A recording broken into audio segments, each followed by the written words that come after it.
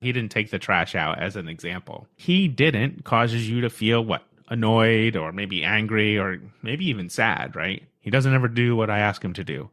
Whatever the emotion is, it puts a negative spin on the action itself, right? The circumstance.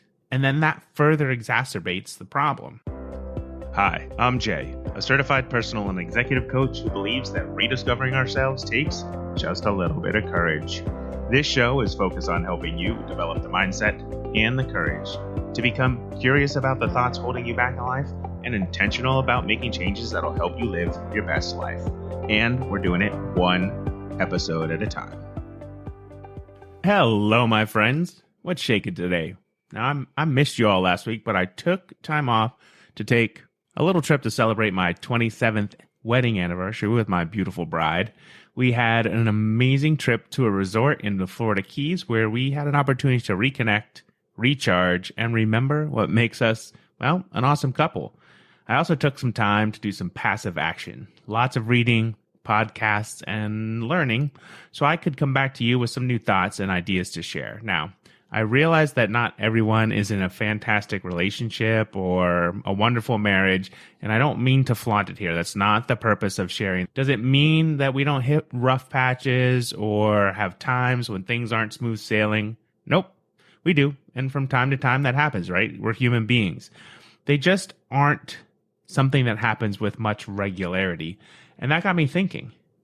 It got me thinking about, when does a problem become a problem? Now, one of my favorite new teachers is Brooke Castillo. She's an amazing coach whose podcast I'm literally addicted to right now. She's in my ear nonstop, pretty much all day, every day, because she has a lot of great content. And one of the things I've learned from her is regarding problems. And so she says a problem becomes a problem only when we have a thought that makes it a problem. I'm going to say that one more time. A problem only becomes a problem when we have a thought that makes it a problem. So what does that even mean? All right, let's say you have an interaction with your spouse or your partner or your child, whatever it may be. Okay, you choose whatever scenario that pops into your head right now. Okay, so you do have it? Like, do you have the scenario in your head? Maybe something that happened recently in an interaction? Okay, great. When you think back on that interaction, what was the thought that was going through your mind in that moment? What were you thinking? And it's just a one sentence. That's it. One sentence. All right. So maybe it was, I can't believe he didn't take the trash out. Or I can't believe she didn't do her homework.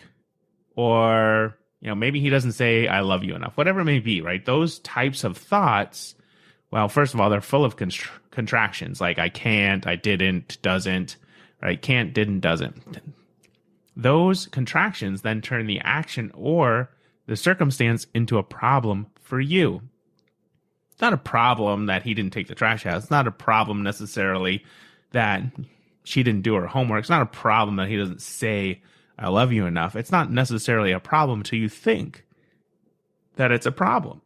And it's a problem for you, but it's not a problem for them.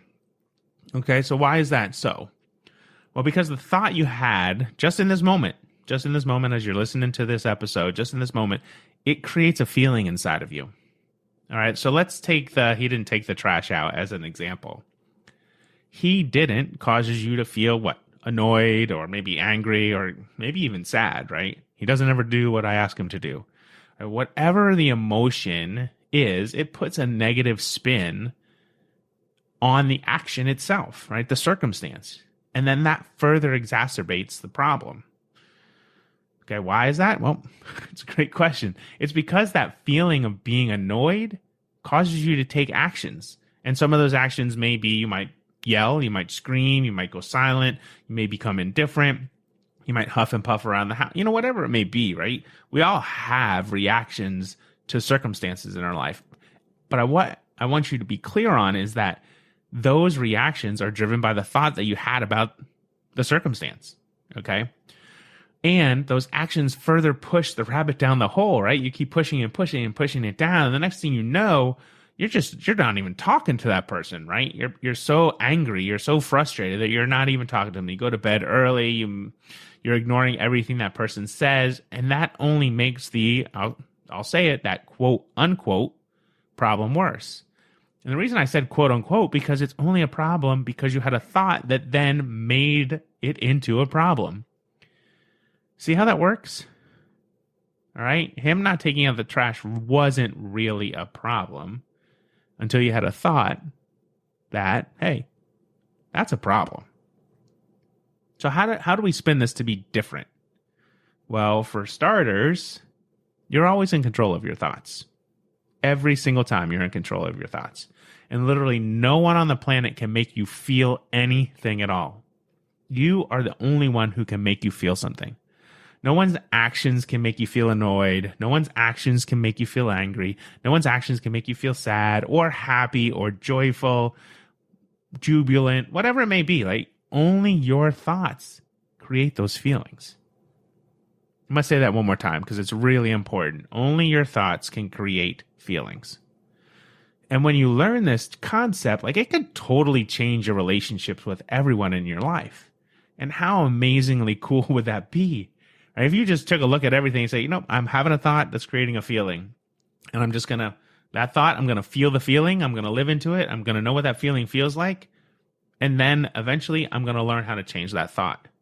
So the next time there's a circumstance or an action in your life, like your husband not taking out the trash, your daughter not doing her homework, or your partner not saying, I love you enough, well, press pause, press the pause button right in that moment and ask yourself, what am I thinking right now?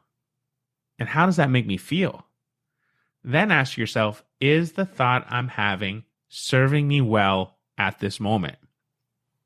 Is the thought one that will improve the situation, or is the thought one that will create an absolute mess in my house? Not an actual mess around, but no, will it create a relationship mess? Then ask yourself, what is a better thought I could have at that moment? What is a better feeling I could have about that situation? What would serve me best at this moment? I love that question. And the more that you can ask that of yourself, what would serve me best at this moment? Wow. It literally, your life will explode. It'll become so much better when you constantly ask yourself, what would serve me best at this moment?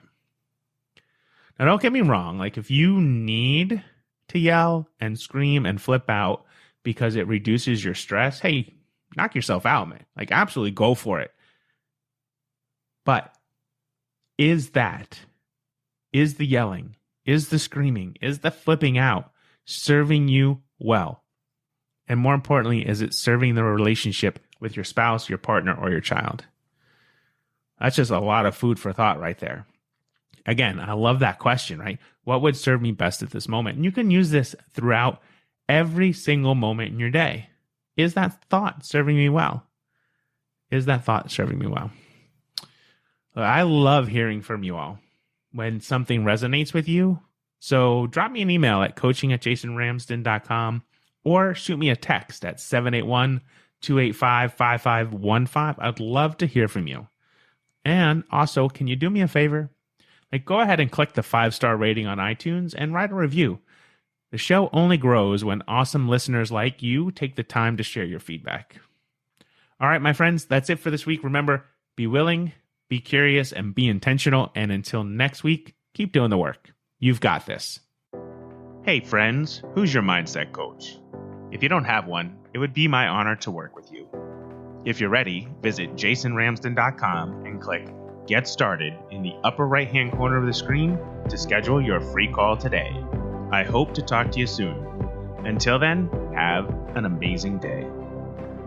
Intentionally Curious is a production of Impact One Media LLC. All rights reserved.